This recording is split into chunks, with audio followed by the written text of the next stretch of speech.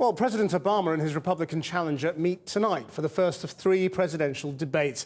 Our Washington correspondent Matt Fry is in Denver, Colorado, to watch the crucial primetime matchup. Matt. Well, Christian, as you know, presidential debates can make or break a candidate. And Mitt Romney really needs to use this opportunity tonight to explain his plan, but also his values to the American people. And that involves talking about Mormonism, something that he hasn't done a lot of on the campaign. Now, the Mormon Church, or to use its official title, the Church of Jesus Christ of Latter-day Saints, has been opening up a little bit under the scrutiny of the campaign. And we were given a very rare opportunity to look inside the cradle of the Mormon Church and the neighboring state of Utah.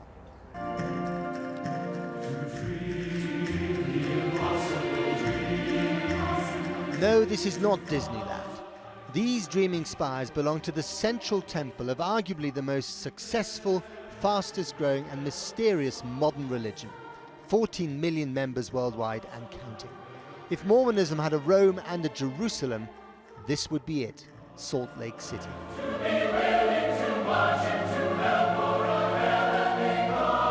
Oh yes, and that music, The Impossible Dream, courtesy of the Tabernacle Choir, America's most famous. They've sung at many presidential inaugurations, and if Mitt Romney wins, these Mormons will probably sing for America's first Mormon president. For the Mormon Church, the dream is anything but impossible. But who are these people? What do they believe? And why should we care?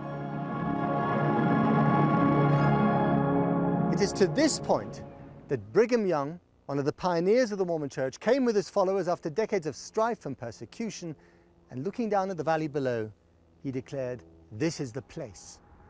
And what a place Salt Lake City has become. It is a quintessential American success story that embodies the quintessential American story of the Mormon faith, a story of endurance, of sacrifice, of faith, of family.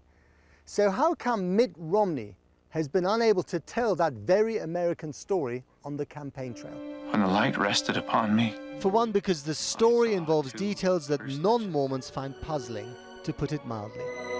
I am Jesus Christ. This glossy film, made by the church, recounts the founding of Mormonism by the prophet Joseph Smith in 1823. He told me of an ancient record written upon gold plates. The revelations include, amongst other things, that Christ had visited America after his resurrection, and that the Garden of Eden is in Missouri. The writing on the gold plates. Here was an American version of Christianity, which most of America rejected. Smith was lynched by a mob, and Mormonism is the only religion ever to have been persecuted in the land of the free. This history of suffering has molded every Mormon. We know that Jesus helped Joseph. He was a hard worker. Okay? Do you guys have to help us sometimes? These are the Strongs, all 8 of them. Michael is a doctor and Kristen is a stay-at-home mum. They are a typical Mormon family, and this is what they do on a typical Monday night. Like Mitt Romney, Michael holds a senior position in the lay clergy, and like the Romneys, the Strongs live a life that to most of us would seem impossibly pure. Ever had a drink? No. Not even a glass of wine? No. Beer? No. Never. Never. Coffee? Never. Tea? Never. So, no cursing? No cursing. No cursing. No vices. We really do want to pattern our lives after Jesus Christ.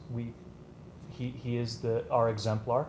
Do you think when ordinary Americans look at your lifestyle, look at you, do they understand what you're all about, or do they find it a bit suspicious? I think they understand that we're religious and understand that religion is an important part of our lives.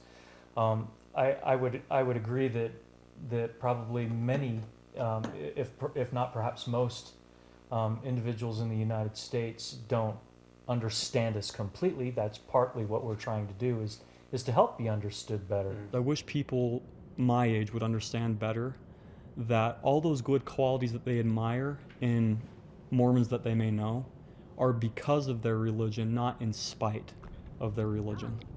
If Mormons can seem too good to be true to the average sinning American, there are other aspects of the church's past that are downright troubling, like polygamy or the exclusion of blacks from the priesthood, which was only changed in 1978. In the church's vast conference centre, I met up with Elder Richard Hinckley. But there are aspects of your history that many Mormons, perhaps you included, don't really want to talk about very much, like polygamy or racism. Well, those are in the past. We're forward-looking. Two of my great-grandfathers had 2 wives each. They didn't apologize for that, and I don't apologize for it. It was the way things were, but that was then, and now is now, and tomorrow is tomorrow, and we live today and plan for tomorrow. Could polygamy ever make a comeback in the Mormon Church? I doubt it. By the way, Elder Hinckley speaks impeccable German, which he learned in the 50s as a Mormon missionary. But German is easy compared to this. 他希望我们可以在我们生活中有快乐。 Elder Harris, aged 23, has just come back from Taiwan and is now teaching the next batch of missionaries how to convert complete strangers in fluent Mandarin.